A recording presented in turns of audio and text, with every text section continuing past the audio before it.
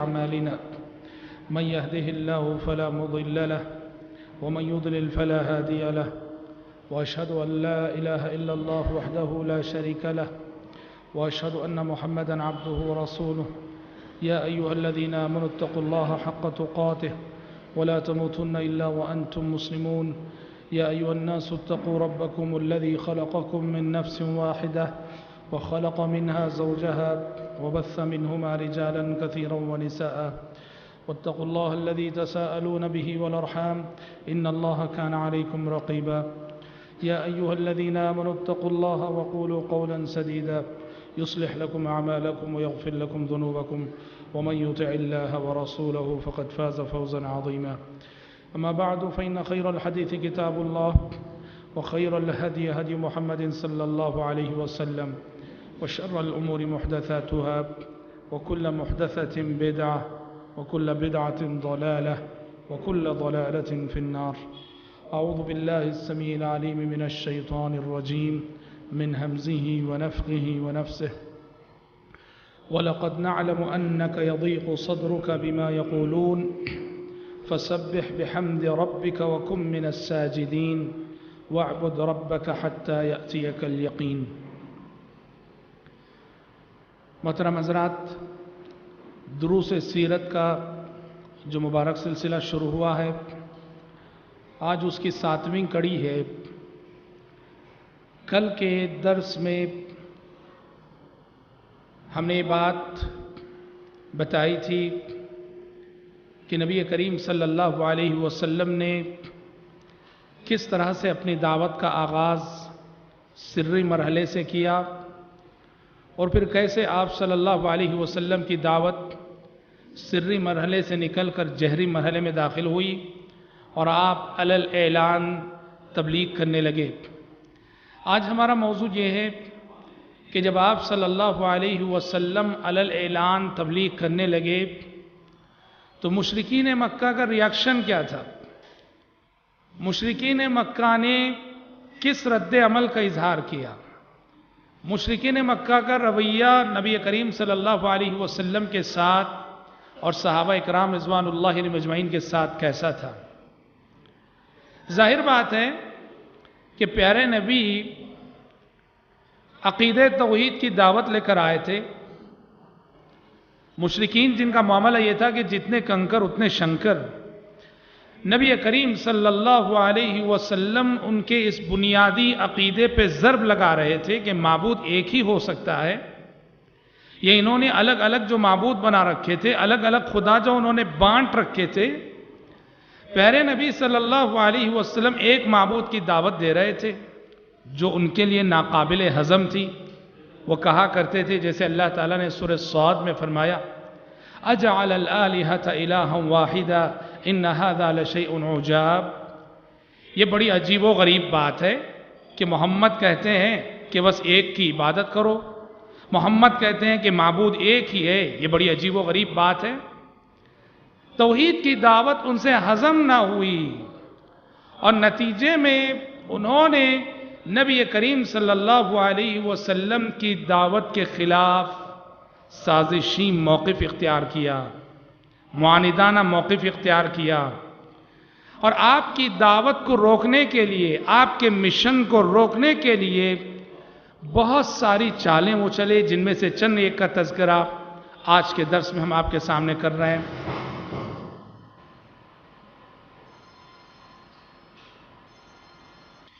مشرکین مکہ نے ایک چال یا ایک اسلوب نبی کریم صلی اللہ علیہ وسلم کی اس دعوت کا مقابلہ کرنے کے لیے یہ اپنایا، یا پھر ان کا رد عمل اس شکل میں ظاہر ہوا کہ انہوں نے نبی کریم صلی اللہ علیہ وسلم کی ذات کو اپنے مذاق کا موضوع بنا لیا. آپ صلی اللہ علیہ وسلم کی ذات ان کے مذاق، ان کے استہزاء کا موضوع تھی. آپ صلی اللہ علیہ وسلم کو طرح طرح کے القاب دیے جانے لگے. کبھی آپ کو شاعر کہا گیا، کبھی آپ کو مجنون کہا گیا، کبھی آپ کو کاہن کہا گیا. طرح طرح کے القاب سے آپ کو نوازا گیا. جب بھی آپ گزرتے وہاں ان کی نظروں کے سامنے سے، وہ آپ کی ذات کو تنقید کا موضوع بناتے، آپ کی ذات پہ غلط قسم کے تبصرے کرتے. اور قرآن مجید کہتا ہے ان تبصروں کو سن کر پیارے نبی کو بڑی تکلیف ہوتی، آپ بڑے غمزدہ ہوتے، آپ بڑے رنجیدہ دل ہوتے. ظاہر بات ہے کہ بشر تھے، انسان تھے. قرآن نے کہا وَلَقَدْ نَعْلَمُ أَنَّكَ يَضِيقُ صَدْرُكَ بِمَا يَقُولُونَ، اے پیغمبر ہم خوب جانتے ہیں کہ مشرکین مکہ جو کچھ کہہ رہے ہیں، ان کی تنقیدوں کو سن کر، ان کے طعنوں کو سن کر، ان کے تبصروں کو سن کر آپ کو دلی تکلیف ہو رہی ہے، آپ کا سینہ گھٹ رہا ہے، آپ کا دل تنگ ہو رہا ہے، ہم خوب جانتے ہیں. علاج کیا ہے؟ علاج یہ ہے فَسَبِّحْ بِحَمْدِ رَبِّكَ. جب بھی کوئی کافر آپ کی ذات پہ تبصرہ کرے، آپ کی ذات کو تنقید کا موضوع بنائے، سبحان اللہ کہہ دیا کیجئے، اللہ تعالیٰ کے حمد الحمدللہ کہہ دیا کیجئے. وَكُن مِّنَ السَّاجِدِينَ، اور عبادت کیجئے، رکوع کیجئے، سجدہ کیجئے، اللہ کی عبادت کر کے اللہ سے قریب ہو جائیے. اللہ تعالیٰ سے یہ قربت آپ کے زخموں پر مرہم رکھے گی.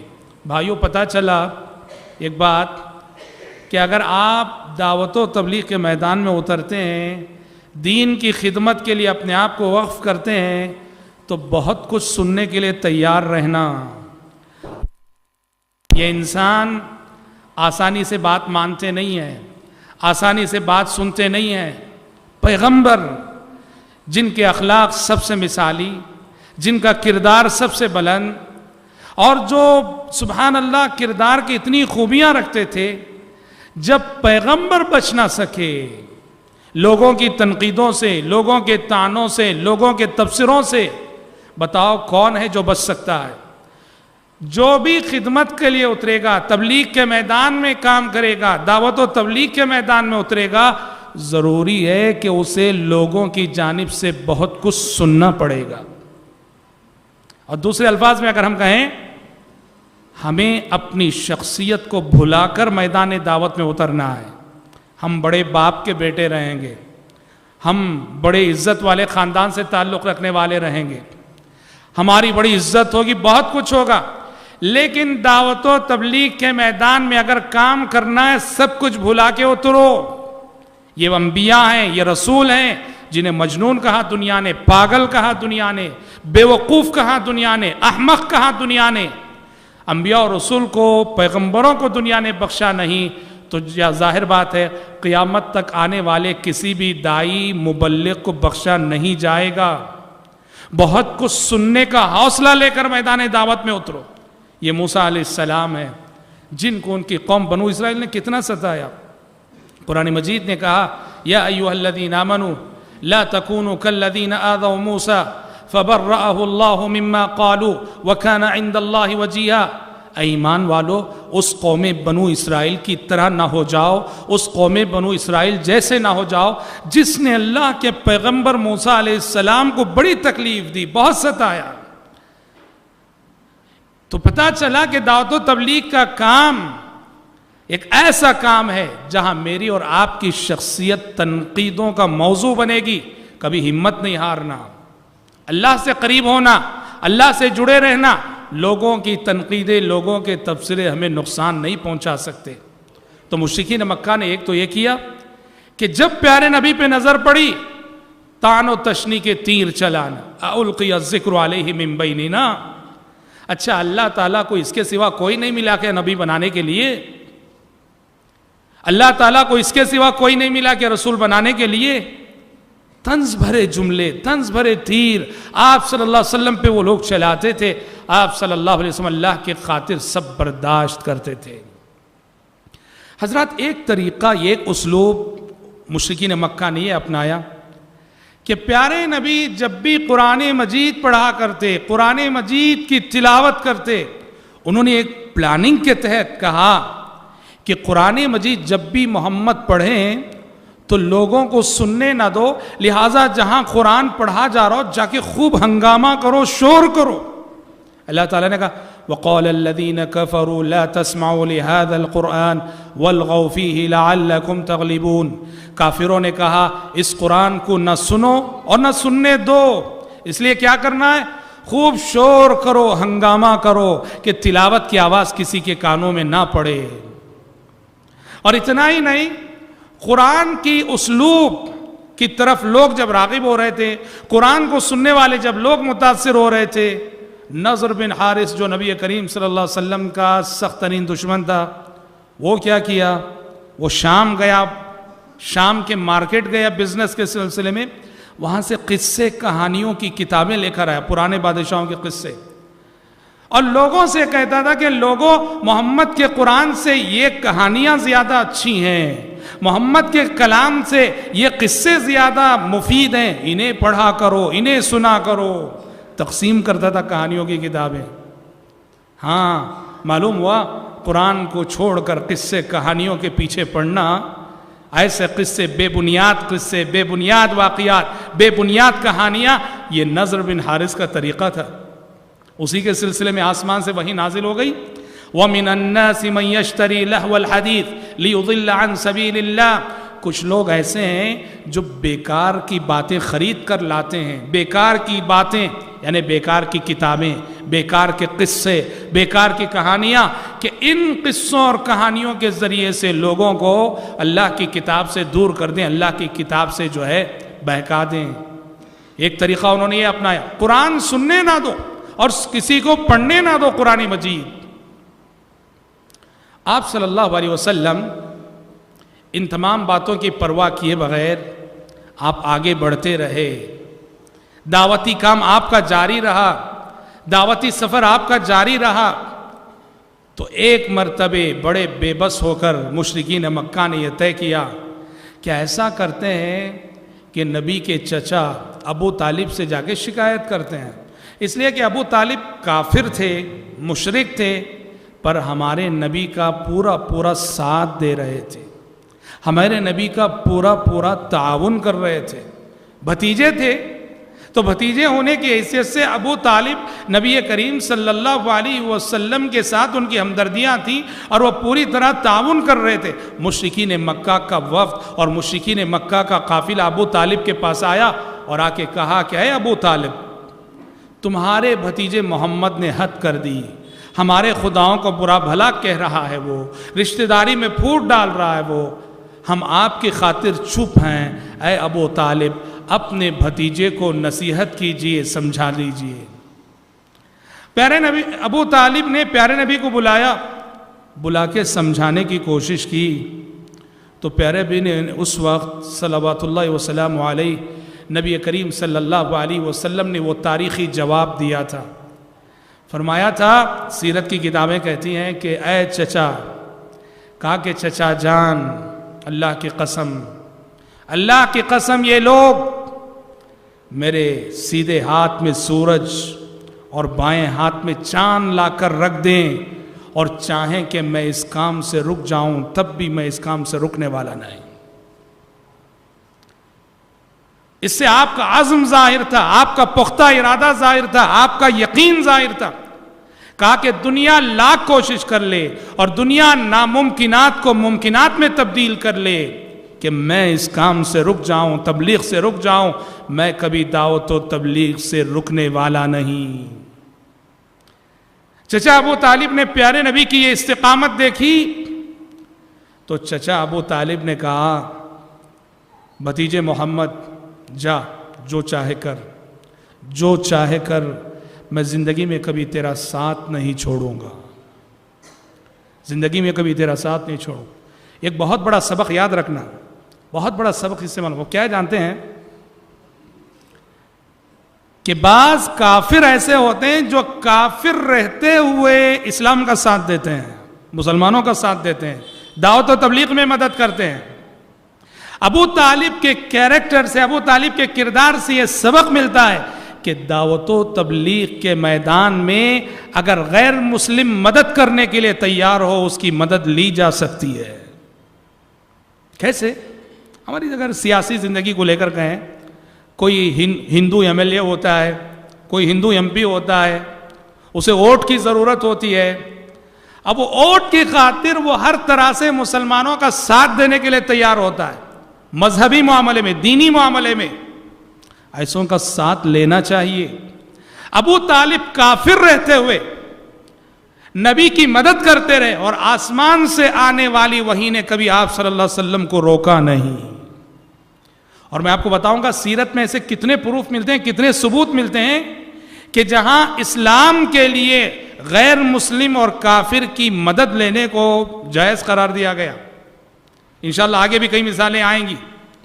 تو ابو طالب, ہمیں ہمارے سماج, ہمارے معاشرے کے ابو طالب کو ڈھونڈنا ہے. ہندوستان جیسے ماحول میں اگر آپ چاہتے ہیں, ہم چاہتے ہیں کہ دعوت کا کام کامیابی سے ہو, یہ نہ سمجھو کہ سارے ہندو ایک جیسے, نہیں.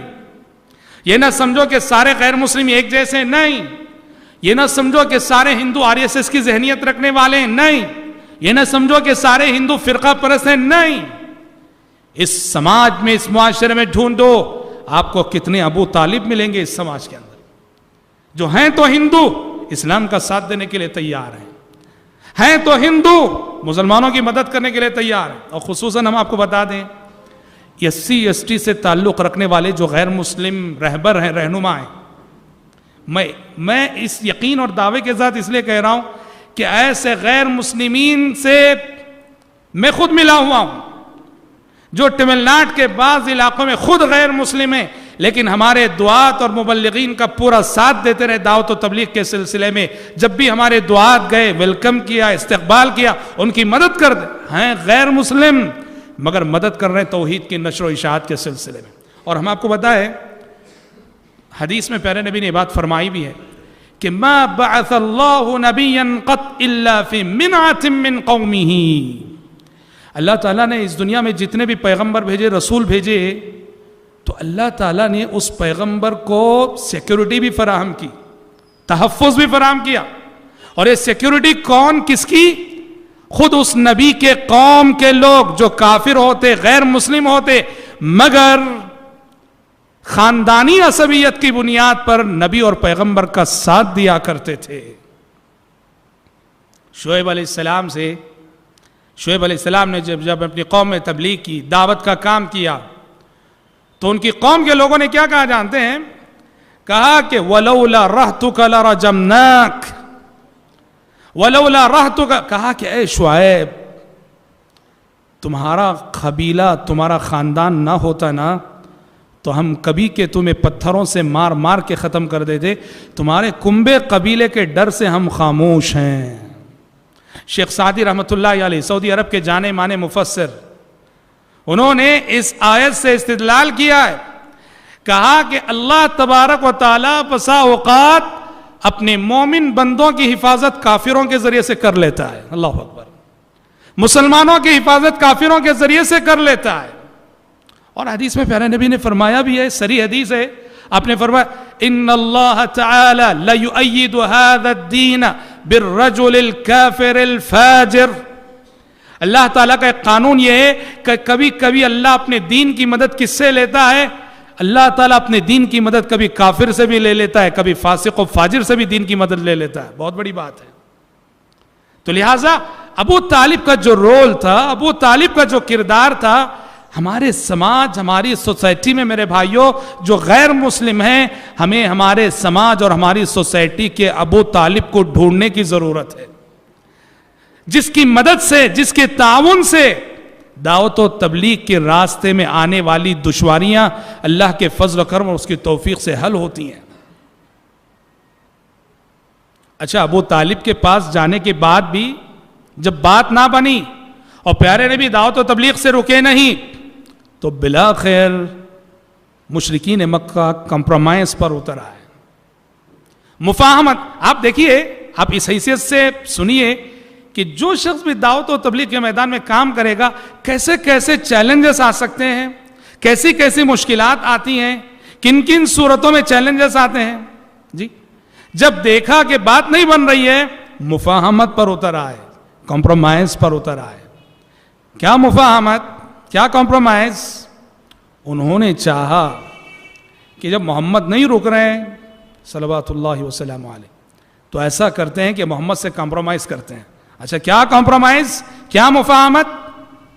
پیارے نبی کے پاس گئے, جا کے کہا کہ محمد چلو, جب تم رکنے والے نہیں ہو تو ایسا کرتے ہیں کہ एक साल हम तुम्हारे माबूद की इबादत कर दें, जिस अल्लाह की तरफ तुम बुला रहे हो, चलो एक साल हम तुम्हारे अल्लाह की इबादत करते हैं। बस मक्के के माहौल को, यहाँ की उल्फत को, यहाँ की मोहब्बत को बाकी रखने के लिए तुम एक साल तुम भी हमारे खुदाओं की इबादत कर लेना, कुछ लो और कुछ दो। आसमान से फौरन वही नाजिल हो गई, वद्दू लौ तुदहिनु फयुदहिनून वला तुति कुल्ल हल्लाफिन महीन। ए पैगंबर, ये चाहते हैं कि आप जरा ढीले हो जाएं, हरगिज ऐसा न करना। और उसी वक्त ये आयत नाजिल हो गई, कुल या अय्युहल काफिरून ला अअबुदु मा तअबुदून वला अंतुम आबिदून मा अअबुद वला अना आबिदुम मा अबदतुम वला अंतुम आबिदून मा अअबुद लकुम दीनुकुम वलिय दीन। जिसमें साफ तौर पर खुले अल्फाज में कह दिया गया कि तौहीद और शिर्क के मामले में कोई कॉम्प्रोमाइज नहीं, इस्लाम और कुफ्र के मामले में कोई कॉम्प्रोमाइज नहीं। और हजरत याद रखो, इस्लाम का खुलासा, इस्लाम का निचोड़, सारे पैगंबरों की दावत का निचोड़, आदम अलैहिस्सलाम से मोहम्मद सल्लल्लाहु अलैहि वसल्लम तक आए हुए पैगंबरों की दावत का निचोड़ तौहीद है, तौहीद है, तौहीद है। शरीयत, इस्लाम दूसरी चीजों को वक्ती तौर पे बर्दाश्त कर सकता, उसने बर्दाश्त किया। आप पूरी इंसानी तारीख में नहीं दिखा सकते कि इस्लाम ने कभी शिर्क को बर्दाश्त किया हो, कभी नहीं दिखा सकते। सूद, बैच, उसको बर्दाश्त किया इस्लाम ने। शराब को बर्दाश्त किया इस्लाम ने। आप मक्की जिंदगी को पढ़ो, मक्के में जो 13 साल जिंदगी गुजरी नबी करीम सल्लल्लाहु अलैहि वसल्लम की, मक्के में शराब पी जा रही थी, बर्दाश्त किया इस्लाम ने। मुसलमान पी रहे थे, बर्दाश्त किया। मक्के में सूदी कारोबार हो रहा था, सूदी लेन देन हो रहा था, बर्दाश्त किया इस्लाम ने। मक्के में गधे का गोश्त खाया जा रहा था, गधे को ज़बा करके खाते थे, बर्दाश्त किया इस्लाम ने। सूद हराम हुआ मदीना जाने के बाद, गधे का गोश्त हराम हुआ मदीना जाने के बाद, शराब हराम हुई मदीना जाने के बाद, ये सारी चीजें मक्के में वक्ती तौर पर इस्लाम ने बर्दाश्त की। लेकिन अल्लाह की कसम, शिर्क को और शिर्क की किसी शक्ल को इस्लाम ने बर्दाश्त किया हो, इसका कोई सबूत आप नहीं दिखा सकते। और ये सिर्फ हमारे नबी की जिंदगी में नहीं, तमाम पैगंबरों की दावती जिंदगी का मुताला करो, किसी नबी की शरीयत में शिर्क से कॉम्प्रोमाइज किया गया हो, आप कोई सबूत नहीं दिखा सकते। तो याद रखो, तौहीद के मामले में, अकीदे के मामले में, ईमान के मामले में इंसान को मजबूत होना चाहिए, ढीला नहीं होना चाहिए। कुरान ने कहा वद्दू लौ तुदहिनु फयुदहिनून, ऐ पैगंबर ये चाहते हैं कि आप भी अपने अकीदे में जरा ढीले हो जाएं कि वो भी अपने अकीदे में ढीले बनकर दोनों एक दूसरे से कॉम्प्रोमाइज कर लो, मुफाहमत कर लो। फला तुति, कहा कि हरगिज ऐसे फार्मूले को ना मानना कि जहां आपको अल्लाह के साथ शिर्क करना पड़े, जहां आपको अल्लाह के साथ कुफ्र करना पड़े, ऐसे किसी फार्मूले को तस्लीम न करना। जरा सोचो, इस्लाम तौहीद के सिलसिले में कितना संजीदा है, शिर्क से इस्लाम किस कदर बेजार है। वो कितने अफसोस की बात है, कितने अफसोस की बात है। आज ये शिर्क हमारे घरों में पनपने लगे, तावीज़ गंडों की शक्ल में, पलीतों की शक्ल में, तोगरों की शक्ल में, दरगाहों के चक्करों की शक्ल में, मजार परस्ती की शक्ल में। और फिर भी हम मुसलमान रहे, फिर भी हम मुसलमान रहे। ये कैसा इस्लाम है, ये कैसी मुसलमानी है कि हमारे अकायद में सरी शिर्क हो और फिर भी हम मुसलमान हों।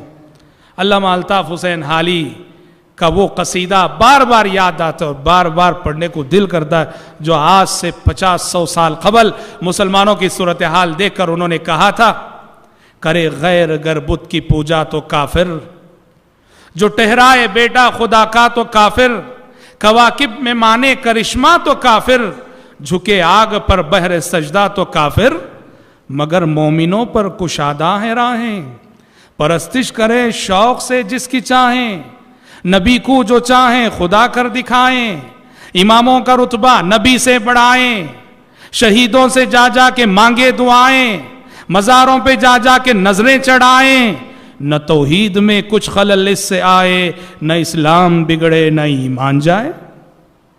जी ایک ہندو کو ہم مشرک اور کافر اس لیے کہتے ہیں کہ وہ اللہ کے ساتھ بتوں کو شریک کرتا ہے. ہم کرسچن کو کافر اور مشرک اس لیے کہتے ہیں کہ وہ جیسس کے سامنے جا کے جھکتا ہے. اور ہم مزاروں کے پاس جھک کر بھی مسلمان ہی ٹھہرے. جی ہم درگاہوں پہ سجدے کر کے بھی مسلمان ٹھہرے. یہ کیسا اسلام ہے؟ مسلمانوں یاد رکھو، توحید کے سلسلے میں شریعت نے جو سنجیدہ مزاج دیا ہے اس کو یاد رکھو. مکے میں کیسے حالات تھے، کیسے کٹھن حالات تھے، مشکل حالات تھے. اور ایسے حالات میں خود مشرکین مکہ نے کمپرومائز کی رائے اور کمپرومائز کی پیشکش کی، مگر شریعت نے اور آسمان سے آنے والی وحی نے توحید اور شرک کے معاملے میں، کفر اور اسلام کے معاملے میں کسی بھی طرح کے کمپرومائز اور مفاہمت و مصالحت کو برداشت نہیں کیا. جب مشرکین کی یہ کوشش بھی بیکار ہوئی، کمپرومائز کی، مفاہمت کی، مصالحت کی، تو ایک اور اسلوب انہوں نے اپنایا. وہ اسلوب کیا ہے؟ جسے ہم اردو زبان میں کہتے ہیں ترغیب کا اسلوب. اب تک جو کرتے رہے وہ ڈرانا، دھمکانا، جی وغیرہ وغیرہ. اب انہوں نے ایک اسلوب اپنایا، ترغیب کا اسلوب. اور ترغیب کا اسلوب کیا ہے؟ انہوں نے چاہا کہ پیارے نبی کو اتنا نوازیں، اتنا دیں کہ آپ درہم و دینار کی آزمائش میں مبتلا ہو کر دعوت و تبلیغ سے باز آ جائیں. اور یاد رکھنا، بہت سارے ایسے لوگ جنہیں کوڑوں کی آزمائش جھکا نہ سکی، درہم و دینار اور روپیوں پیسوں کی آزمائش کے آگے وہ جھک جاتے ہیں. یاد رکھنا، یہ بہت خطرناک آزمائش ہوتی ہے. میں نے کوڑوں کی مار برداشت کر لی، کوڑوں کی ضرب برداشت کر لی، تانے برداشت کر لیے، تنقیدیں برداشت کر لی، جسمانی اذیتیں برداشت کر لی.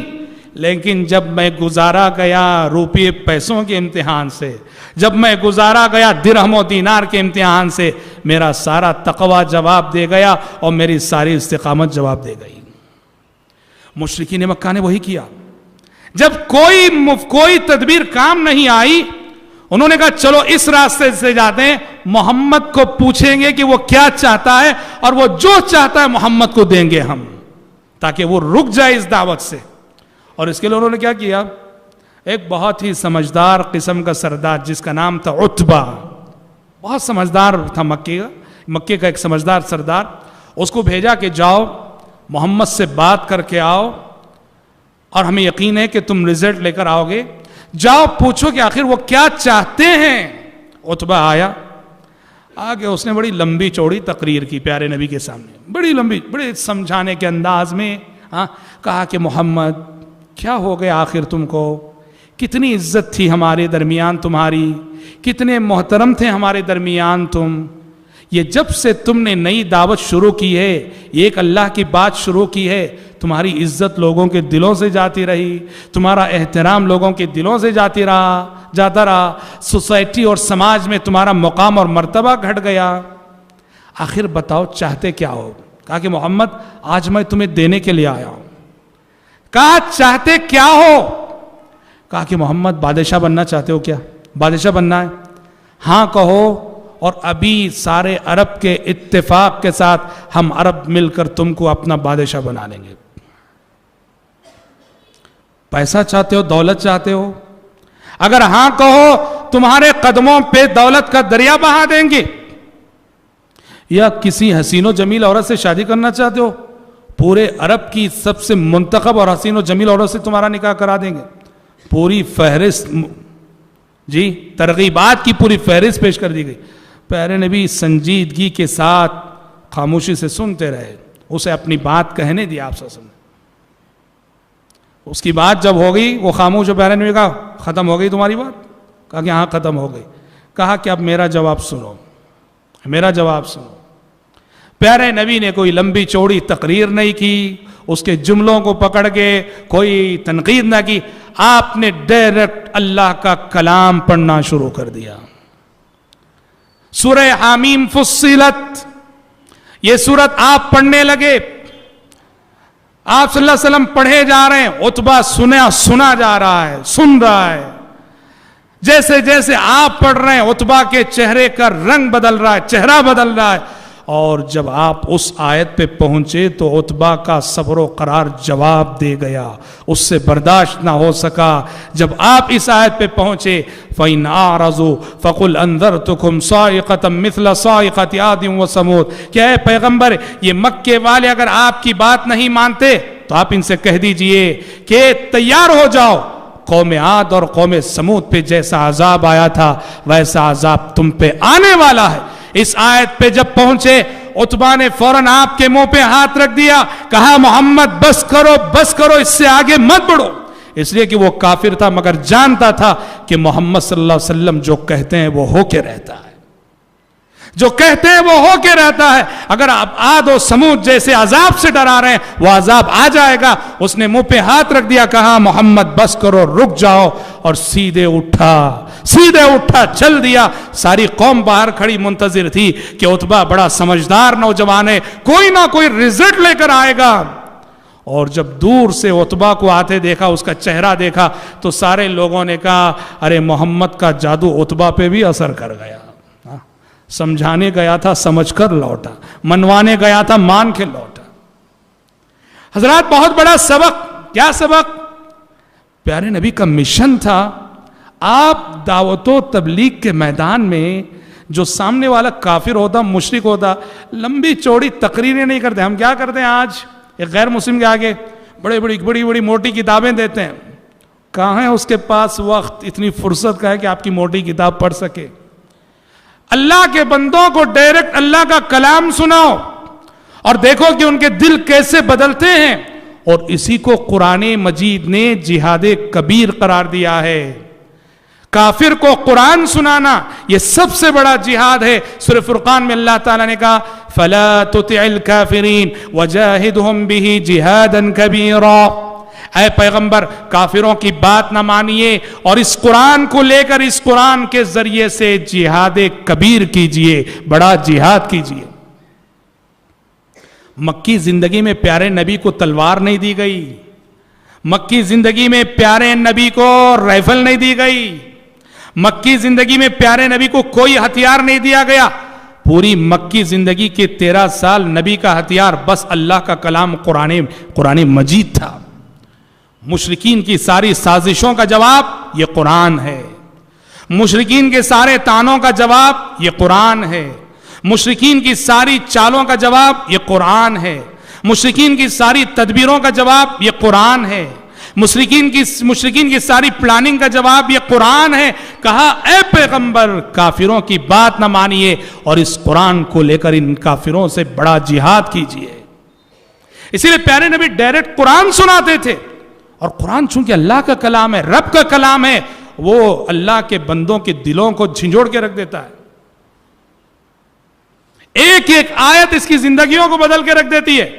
آپ کہیں گے مکے والے چونکہ عربی دان تھے، عربی جانتے تھے، اس وجہ سے وہ لوگ قرآن سنتے تو متاثر ہوتے، جو لوگ عربی نہیں جانتے ان کو ہم قرآن سنائیں گے تو کیا فائدہ؟ میں سمجھتا ہوں کہ جو لوگ دعوتی میدان میں اترے ہیں اور عملاً انہوں نے غیر مسلمین کے آگے قرآن پیش کیا، وہ خوب جانتے ہیں قرآن کا ایک معجزہ یہ بھی ہے، یہ کتاب زندہ معجزہ ہے، اور اس کا ایک معجزہ یہ بھی ہے کہ اللہ اکبر، اس کلام کو وہ لوگ جب سنتے ہیں جنہیں عربی کا ایک حرف نہیں معلوم، عربی کا ایک لفظ نہیں معلوم، تو واللہ ان کے دل اس طرح متاثر ہوتے ہیں، کوئی خیالی بات نہیں کرتا۔ ایک ثبوت میں دیتا ہوں، میڈراس میں ایک فلم ایکٹر، تمل فلموں میں کام کرنے والے ایک بزرگ 75 برس کے مسلمان ہو گئے۔ میں نے ان سے پوچھا ڈائریکٹ کیسے مسلمان ہوئے؟ وہ تمل بولتے تھے، میں اردو میں پوچھ رہا تھا، درمیان میں ٹرانسلیٹر تھا۔ میں نے کہا کیسے مسلمان ہوئے آپ؟ کس چیز نے آپ کو متاثر کیا؟ کیا جواب دیا جانتے ہیں انہوں نے کہا کہ آپ کے دائی میرے پاس پہنچتے، لمبی چوڑی تقریر کرتے، نصیحت کرتے، ان کی بات کا کوئی اثر میرے دل پہ نہیں ہوتا تھا، لیکن گفتگو کے درمیان جب کبھی وہ قرآن کی آیتیں پڑھتے تھے تو میرا دل بے حد متاثر ہوتا تھا، حالانکہ مجھے نہیں معلوم کہ ان آیتوں کا ترجمہ کیا ہے، تفسیر کیا ہے، معنی کیا ہے۔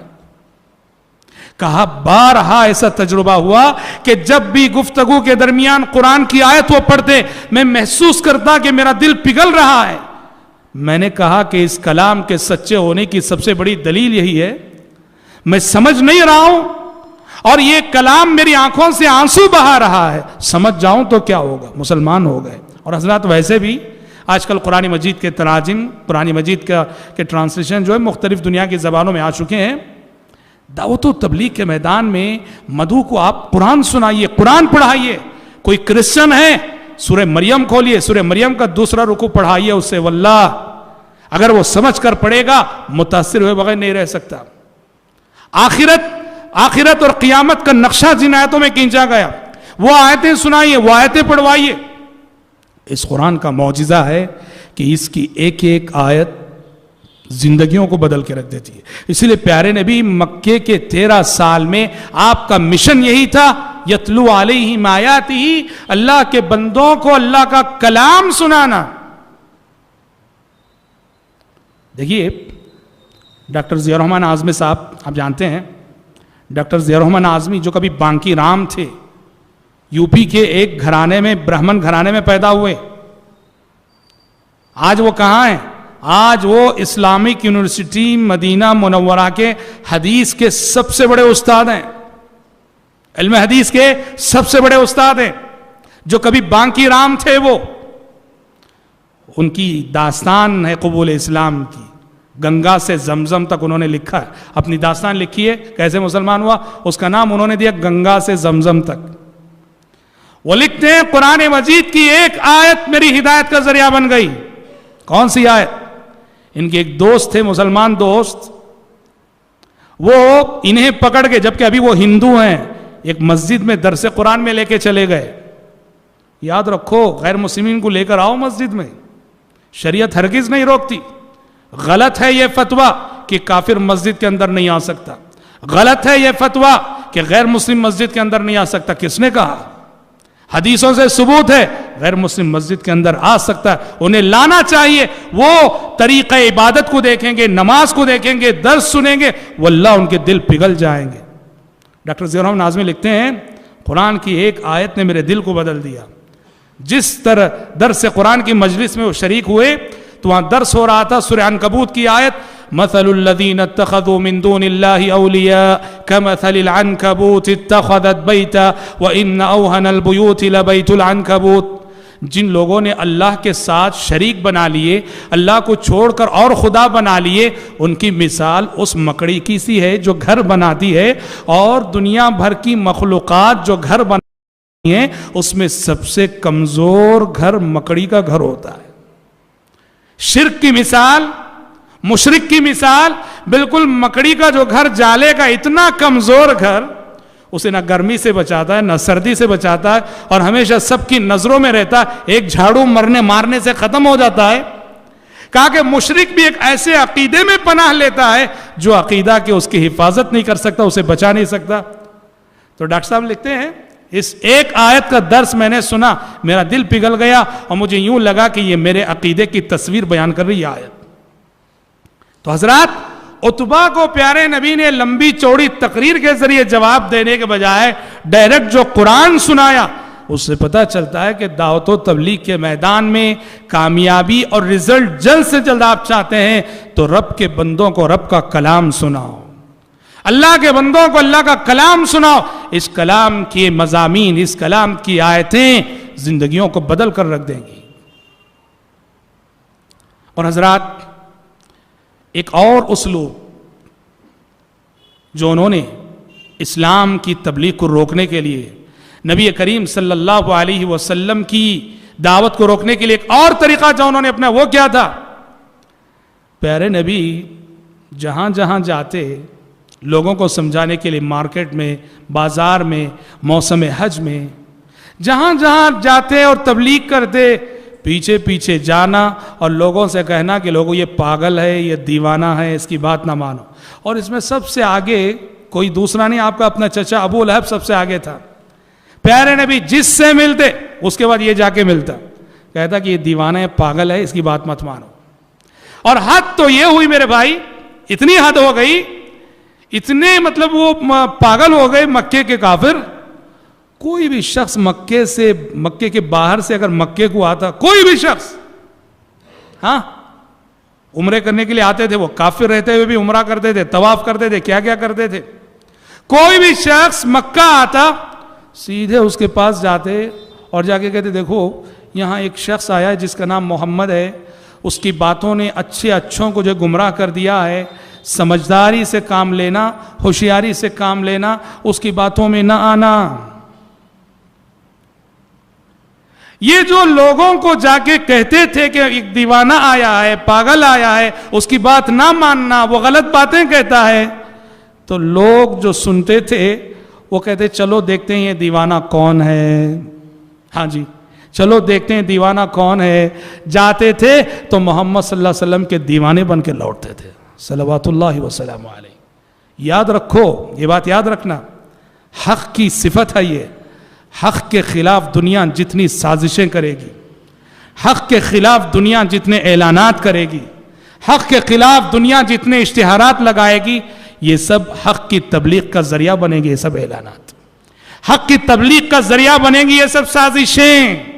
اور دعوت و تبلیغ کی تاریخ بتاتی ہے اسلام کی آدھی تبلیغ اگر دعات اور مبلغین کی کوششوں سے ہوئی ہے تو آدھی تبلیغ دشمنوں کے پروپیگنڈوں سے ہوئی ہے. الحمدللہ.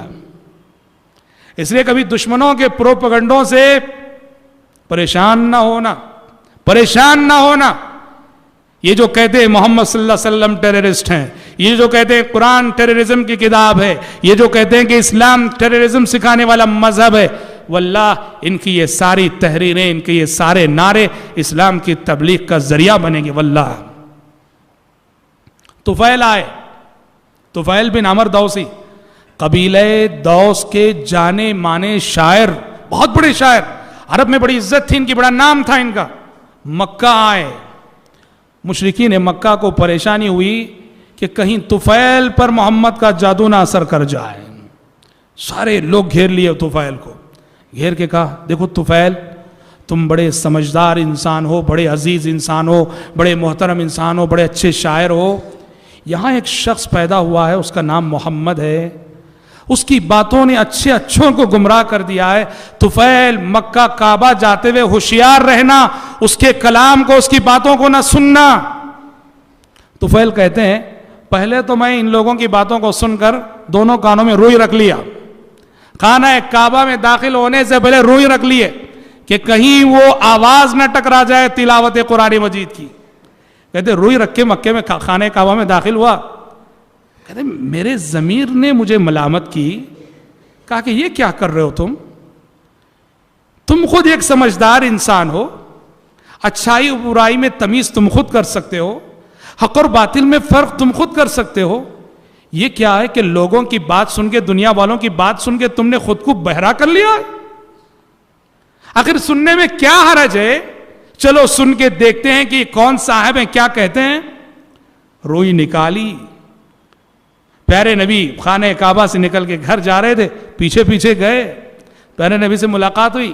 کہا کہ کون ہیں آپ اور کیا کہتے ہیں آپ، کیا دعوت ہے آپ کی؟ اور پیارے نبی کا معمول تھا، آپ کوئی لمبی چوڑی تقریر نہیں، آپ تو ڈائریکٹ قرآن سناتے تھے. طفیل کو بھی آپ نے قرآن سنایا. اللہ اکبر.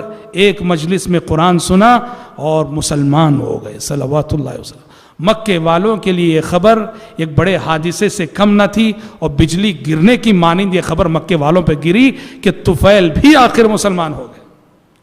طفیل بن عمر دوسی مسلمان ہونے کے بعد، اور دیکھو مکی زندگی کا یہ تھا، جو شخص بھی مسلمان ہوتا اسلام قبول کرنے کے ساتھ ہی داعی بنتا تھا، مبلغ بنتا تھا. سمجھ رہے ہیں؟ ابو بکر مسلمان ہوئے، جیسے کہ ہم نے سری دعوت میں مسلمان ہوتی وہ داعی بن گئے.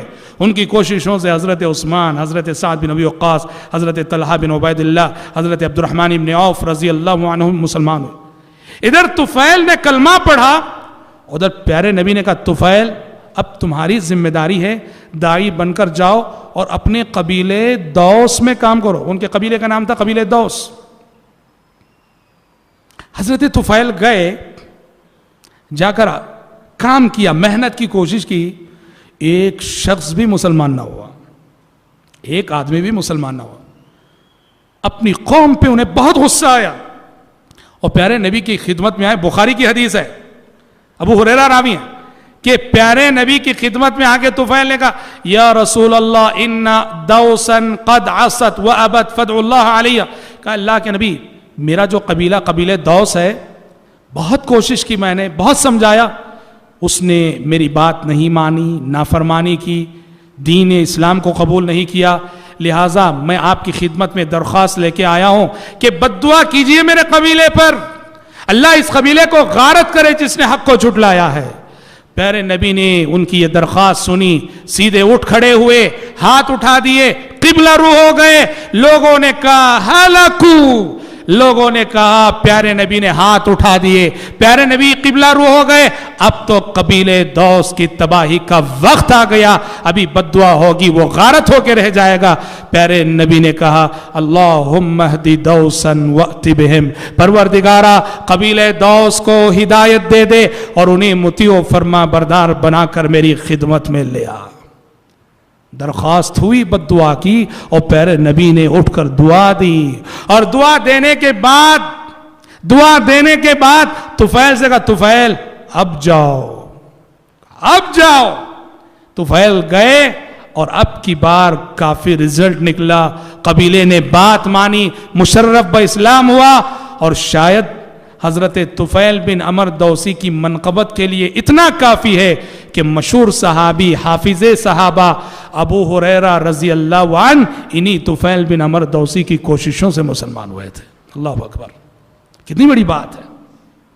دیکھ رہے ہیں آپ، یہ وہی طفیل ہے کہ دشمنوں نے مل کے کہا تھا یہاں ایک دیوانہ آ گیا، اس کی بات نہ ماننا، اس کی بات نہ سننا، لیکن وہی دشمنوں کے یہ تانے، دشمنوں کی یہ سب سازشیں تشہیر کا ذریعہ بن گئیں، اور ہر دور میں حق کے ساتھ یہی ہوا ہے کہ حق کے خلاف جتنا شور مچایا جاتا ہے، جتنا ہنگامہ ہوتا ہے، وہ شور اور ہنگامہ حق کی تبلیغ کا ذریعہ بنتا ہے۔ اس لیے کبھی بھی حق پرستوں کو باطل پرستوں کے شور اور ہنگاموں سے خوف زدہ نہیں ہونا چاہیے۔ آج ہم اسی پر اکتفا کرتے ہیں، کل ہم انشاءاللہ سنیں گے کہ جب یہ ساری کوششیں ناکام ہو گئیں تو بالآخر مشرکین مکہ جسمانی اذیتوں پہ اتر آئے، مارنے لگے، ستانے لگے صحابہ کو، خود نبی کریم صلی اللہ علیہ وسلم کو کیسی کیسی اذیتیں دی گئیں، کیسا کیسا ستایا گیا اور کیا کچھ ہوا، یہ ہم انشاءاللہ تعالی کل کے درس میں سنیں گے۔ آج اسی پر اکتفا کرتے ہوئے دعا کرتے ہیں کہ رب العالمین ہم سب کو، آپ سب کو سیرت رسول کی روشنی میں اور سیرت رسول کے سانچے میں اپنی عملی زندگی کو ڈھالنے کی توفیق عطا فرمائے۔ آمین۔ وآخر دعوانا الحمدللہ رب العالمین۔